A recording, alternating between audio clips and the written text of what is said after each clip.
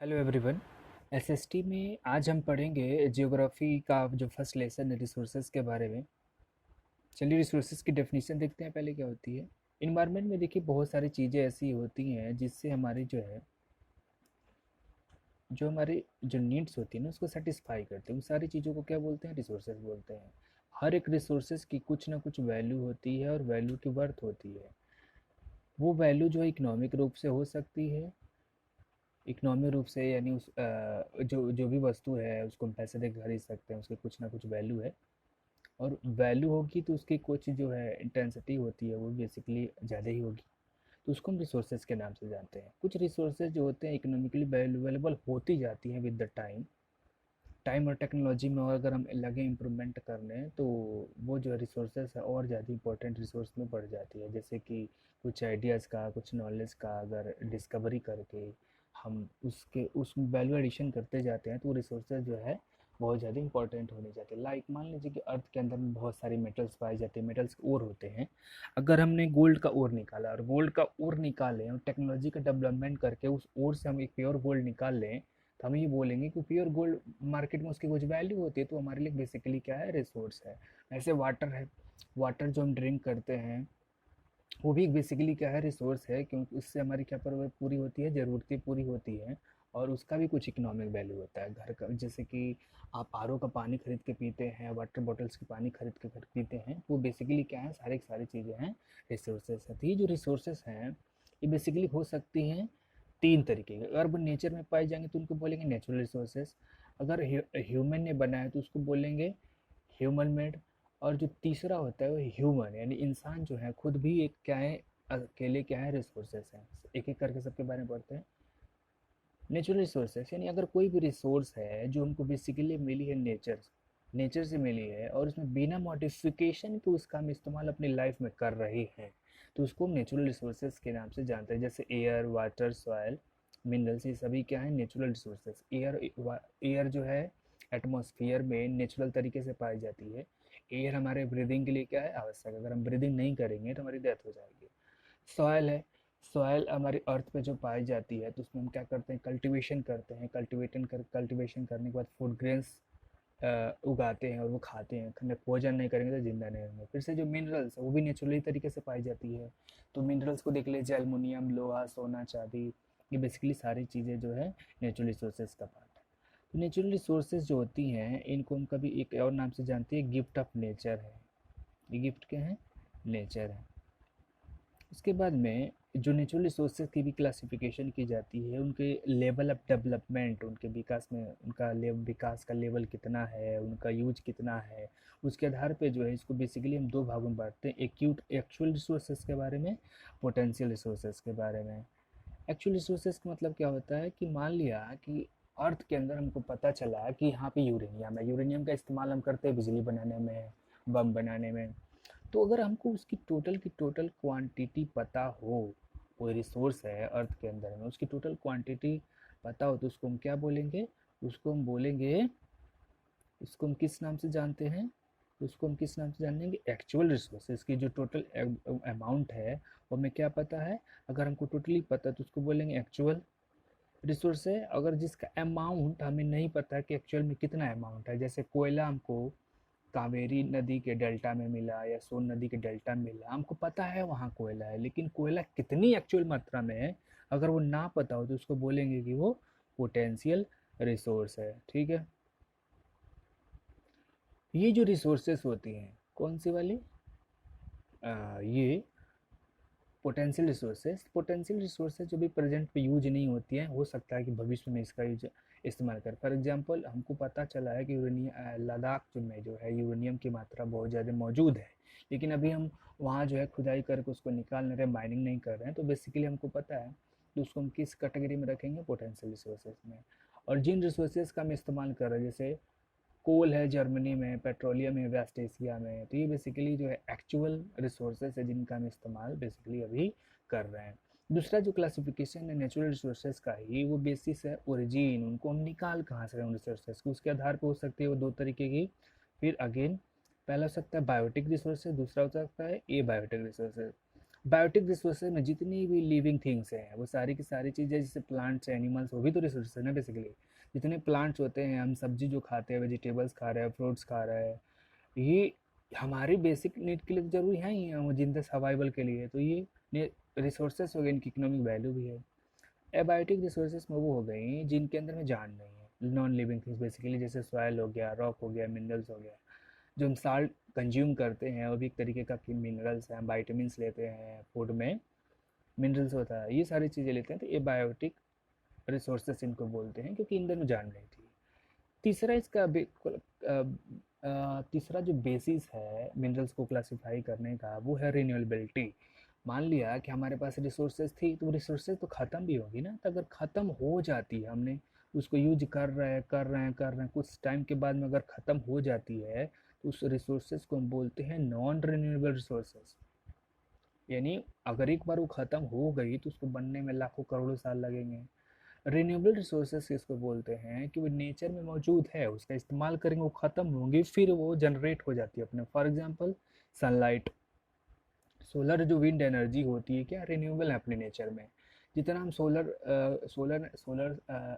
Lights को अगर हम स्टोर करके इलेक्ट्रिसिटी जनरेट कर लेते हैं, तो अगले दिन तो फिर सूरज देवता प्रकट हो जाएंगे, फिर से बैटरी चार्ज कर लेंगे।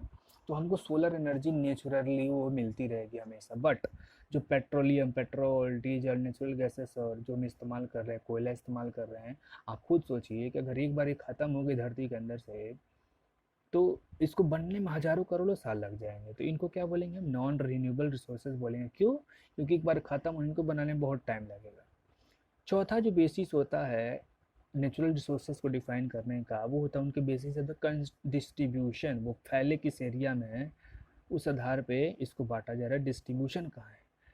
तो दो चीज़ें होती हैं, इसको भी दो तरीके में बांट सकते हैं। लोकलाइज्ड रिसोर्सेज, लोकलाइज्ड रिसोर्सेज का मतलब हो गया कि ये जो रिसोर्सेज हैं कुछ सर्टेन प्लेसेस पे पाई जाती है, कुछ मुख्य जगहों पे पाई जाती है, जैसे कापर है, आयरन है। ये कहाँ पाए जाएंगे? ये पाई जाती हैं रॉक्स के अंदर में।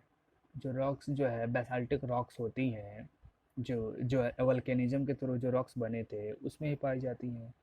और एक होती हैं, उनको बोलते हैं अबाकस, बेसिकली क्या बोलते हैं, ये जो अबाकस अबाकस रिसोर्सेज क्या होती हैं, ये जो है हर जगह आपको पाए जाएंगे अर्थ में, हर जगह पर्याप्त मात्रा में आपको हर जगह मिलेंगे। जैसे पानी हर जगह मिलेगा आपको, एयर हर जगह मिल जाएगा, वाटर हर जगह मिल जाएगा, लैंड हर जगह मिल जाएगा। तो इनको बोलते हैं। पांचवा जो डिस्ट्रीब्यूशन हम बना सकते हैं, उनके नंबर और फिजिकल नेचुरल रिसोर्सेज जो डिपेंड करती है ना, कि नंबर है क्लासिफिकेशन में, जैसे कौन से टेरेन में, कौन से क्लाइमेट में, कौन से एल्टीट्यूड पे कौन सी रिसोर्सेज पाई जाएगी। छठवा भी क्लासिफिकेशन बना सकते हैं अक्रॉस द, यानी ये जो रिसोर्सेज होती है इनका डिस्ट्रीब्यूशन धरती पर हर जगह समान नहीं होता है। फॉर एग्जांपल जो कोयला है, कोयला आपको कहाँ मिलेगा? कोयला कभी भी चट्टान के अंदर में नहीं मिलता, कोयला मिलेगा जहाँ रिवर बेसिन होती है। पेट्रोलियम आपको कहाँ मिलेगा? पेट्रोलियम वहाँ मिलेगा जहाँ कोस्टल एरिया है, हर जगह नहीं मिलता है। आपको आयरन अगर ढूंढना हो तो आप गैंगेटिक प्लेन में थोड़े ना मिलेगा कोई। आपको आयरन जो है वो कहाँ मिलेगा? वो आपको बेसिकली मिलेगा रॉक्स के अंदर में। तो हमको जो है प्लेटो वाले रीजन्स में जाना पड़ेगा, माउंटेन्स रीजन में जाना। इसका मतलब क्या हो गया कि जितने भी रिसोर्सेस हैं उनका डिस्ट्रीब्यूशन अनइवन है, कहीं कुछ पाया जाता है, कहीं कुछ नहीं पाया जाता है। नेक्स्ट जो है क्लासिफिकेशन बढ़ रहा है, तो उसको बोलते हैं ह्यूमन मेड रिसोर्स। ऐसी वो सारी चीज़ें, जितनी भी रिसोर्सेज जिसको ह्यूमन ने बनाया, ह्यूमन मेड है, उनको क्या बोलते हैं? ह्यूमन मेड रिसोर्सेज बोलेंगे।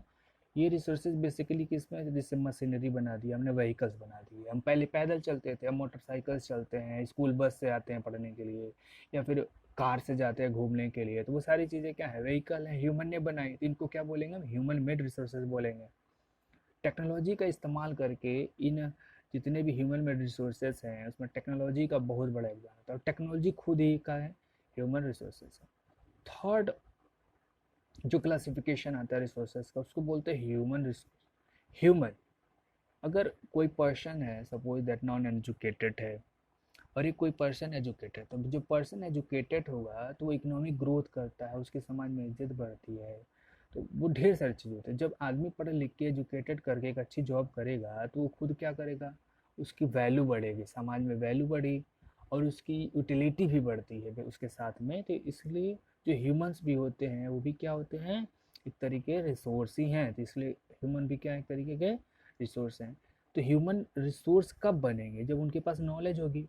फॉर एग्जाम्पल मैं टीचर हूँ, तो मैं हम टीचर कब बने, टीचर तब बने ना कि हमको ये सब्जेक्ट आता है पढ़ाने के लिए, तो हमारे अंदर नॉलेज है, उसके बाद हमारे पास स्किल है। फॉर एग्जांपल जो डॉक्टर है उन्होंने पहले नॉलेज कलेक्ट की, और उसके बाद क्या उन्होंने कलेक्ट की है, स्किल कलेक्ट की है, तो वो आज क्या है, रिसोर्सेस हैं।